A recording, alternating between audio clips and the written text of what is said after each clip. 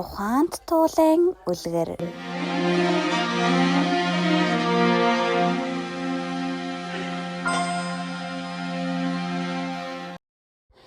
Эрт урд цагт унага унтаж байгаад ихээсээ төөрч хоцорчээ.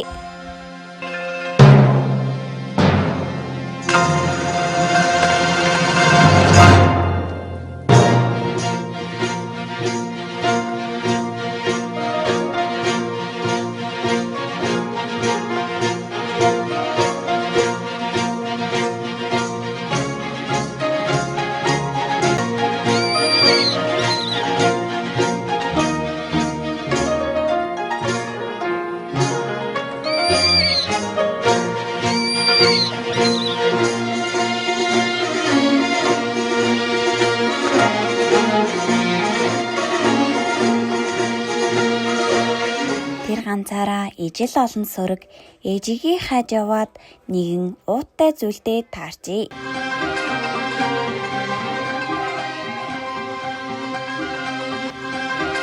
Унага ууттай зүйлийг ихэд сонирхон онгойлгож үзмээр санагдаж гин. Тэгээд уутны амийг тайлбал дотроос нь өлөн хөхч нь араа шүдээ ярзайлхан гараад ирч гинэ.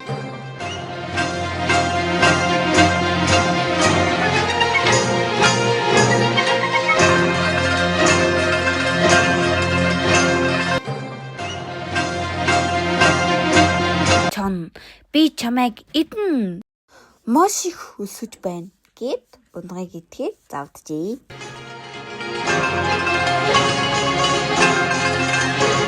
Унагч маш их айн сандарч байтал нэгэн туулай бутан дотроос бултас гэд гараад ирч гинэ.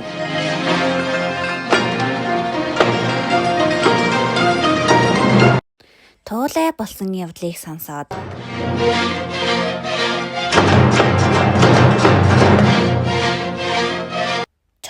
Чонгой та ийм том биетэй мөртлөө энэ өчүүхэн жижиг уданд багтаж байсан гэж үү?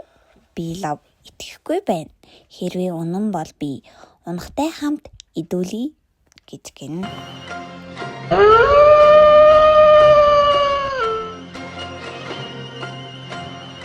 Тэгтэл туулай тэр хэлээгүй юу? Сүүл нь багтахгүй байна гэхэд чам сүүлээ ууданд хийгээд за харуу гэтэл унах туулай хоёр